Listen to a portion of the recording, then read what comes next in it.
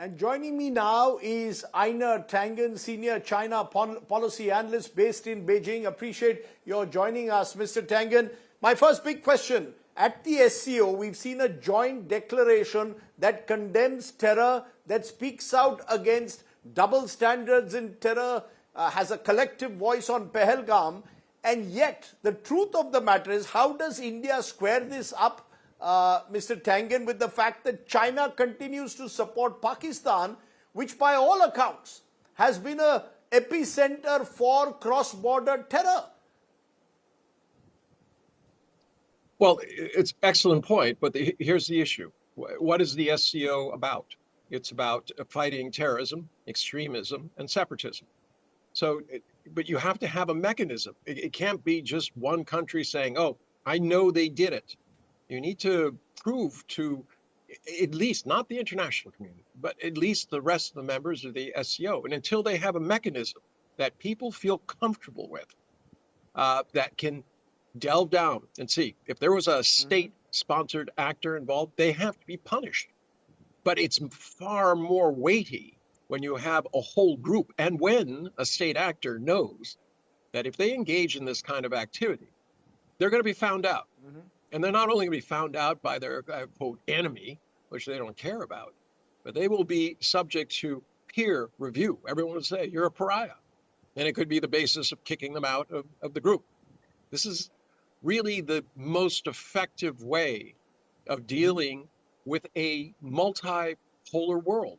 No one has, you don't have America and Europe using their colonial club and saying, we know better than you and we're going to tell you what to do and you're going to like it. That doesn't exist anymore.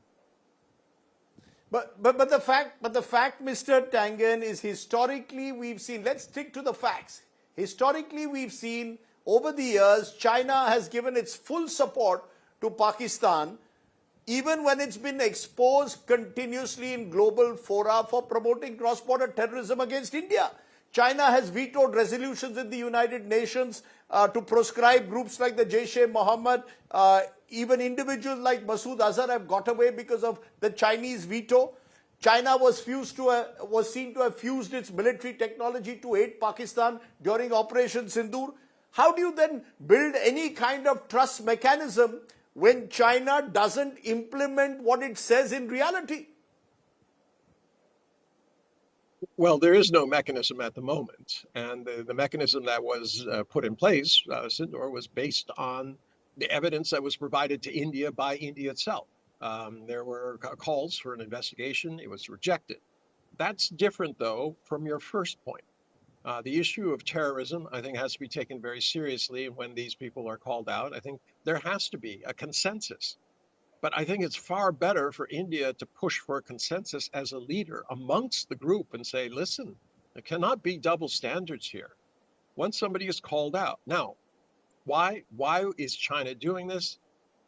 You and I both know Pakistan is not in the greatest of shape economically, politically. All right. This is a country that seems to be always constantly teetering on the edge of some sort of collapse or revolution. Problem? They have nuclear weapons. And you don't know who would seize them. But I can tell you one thing, in a revolution, the people who generally win out are the most extreme. They're the most organized. They're the most ideological. And they're the ones who want those weapons and are prepared to use them because they don't have any, they feel they're absolutely 100% right. So there is always a concern, despite the, quote, friendship, that you do not want this country descending into chaos. And that goes for India, too. Can you imagine? You don't know who you're dealing with over there. At least right now, it's the military. You have a kind of a measure on them. But imagine if you're dealing with some real wacko extremists who somehow worm their way into grabbing a bunch of nukes. It would be catastrophic for everybody, not just India and China, but the whole region.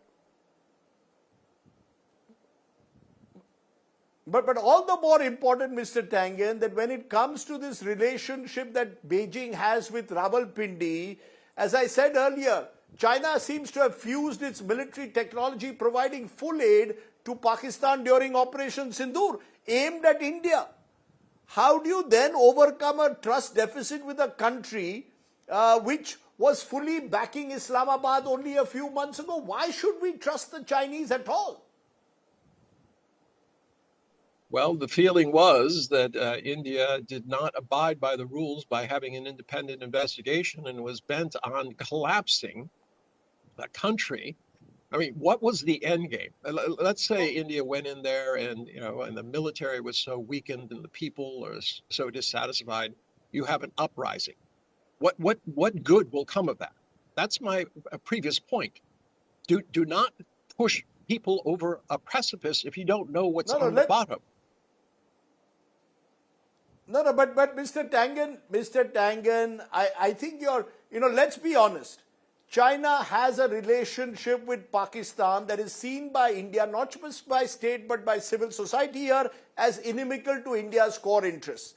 That China, therefore, has used over the years its special leverage with Islamabad in some way to target or weaken India, which comes to the question of the trust deficit. And one SCO handshake is not going to lead us to suddenly believe that we are partners and not rivals. Do you concede that or not? Yes, but you're thinking, I mean, I see this a lot when I'm on Indian television. There's always this perspective from India's side. India is correct. Somebody should be doing something for India. India is the victim here. But this is a regional issue, right? That's what SCO is about. It's not about India and the rest of the world revolving around it. It is about all of these countries having the same issues with separatism, all right, extremism, and terrorism. And it's a question of how do you come together to fight that? Now, if China needs to be pushed, push them. But push them not by saying, okay, we're going to attack this country and possibly bring the government down, create chaos. And we don't know where it's going, but we don't care because we're mad. I mean, I understand. I mean, what happened there was terrible. But remember, I do not hear one word from India when busloads of people are intercepted by extremists in Balochistan. They're taken out, side of the road, the men are shot, and then there's leave. Where there has to be equal outrage. Sir, let's not draw an equivalence and suggest both countries are victims of terror, or China is a victim of terror, so is Pakistan. India has for the last 30 years, sir, repeatedly faced cross-border terrorism. Evidence has been glaring like after 26/11, and yet China stood by Pakistan. I ask you therefore one last time, sir, this trust deficit question. I ask you because whether it is the boundary dispute, whether it's Arunachal, whether it's terror, India believes, and legitimately so, that China just doesn't want a relationship that is sustainable based on trust and good neighborliness. So everything that just happened right now and Modi's, opticals, that was all false. Is that what you're saying? You're saying that your leader doesn't know he's walking into a trap, yes, or he's somehow been duped by these big, powerful guys? I don't believe it. I really don't. You're trying to make this about what people are. There are other narratives out there. It is not just one narrative and one narrative alone. India's narrative is India's. Everyone else has a different one. So this idea that you can only consider India's and that you have to do something for India, it's not a winner. I mean, let me finish, just if I may. Yes. This was an opportunity for India to lead. Donald Trump is afraid of a combined BRICS because it dwarfs him. It makes him look small. It would be the bigger bully if it wanted to be. But it's a civilized grouping. They can go and they can tell Washington to do it. In the meantime, what is Washington trying to do? They're trying to divide everybody. Russia from China, China from India. I mean, you've seen it. You can't tell me you don't have suspicions about what the US was doing in terms of the general election, what happened in Bangladesh, the deal that they made with Pakistan, the 50% tariffs, these claims that, Donald Trump is saying that he settled some war. Is that the mark of a friend? Is that the mark of trust?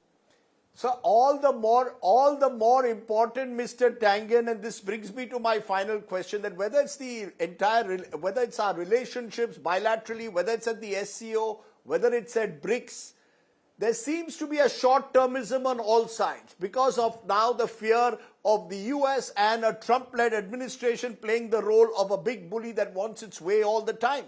And that's what's led all the countries to come together, not because they really have any mutual friendship that can last. It all seems very short-termism to me, and therefore, I wonder whether it will hold together.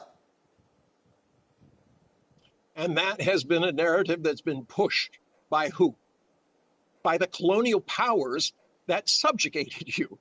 India was 24% of the world's GDP before the British came. After they left, it was 4%. Are you telling me that that was the world order that you prefer?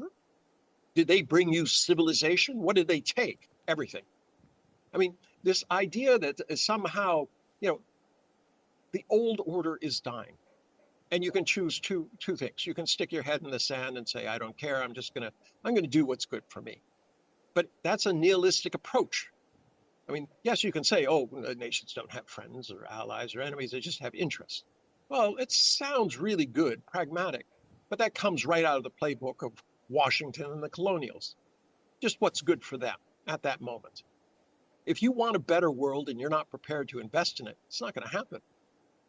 So if, as a civilization, India believes from its past history and understands how short-sighted these kinds of ideas are and takes up the mantle of leadership. The reason I say India could be the leader is because India was the balancer. It is not against the US, and it's not going to give up its relationship with the US. It's too intertwined. But the US, in the form of Donald Trump, needs to be taught a lesson. And if they go to him and say, look, we don't care how much, you can put whatever tariffs you want on your people. That's up to you. And then your people will decide at the next voting time whether they want you or not. But you cannot cynically play countries off against each other in the hope that they get less tariffs. This is right out of the colonial playbook. Right. I don't know how else you could say. I mean, this is a cynical ploy to divide everybody against everybody. For whose advantage? Washington's, America's. Not the American people, the elites, people who are making money from this. Let me leave it there, Mr. Tangen. I think it's you've given us a perspective from Beijing. Good to talk to you as always. You made some pretty strong points. Thank you very much for joining me here on the News Today from Beijing. I appreciate the strong questions. Only through strong questions can we have real dialogue and real thoughts. Thank you. Thank you.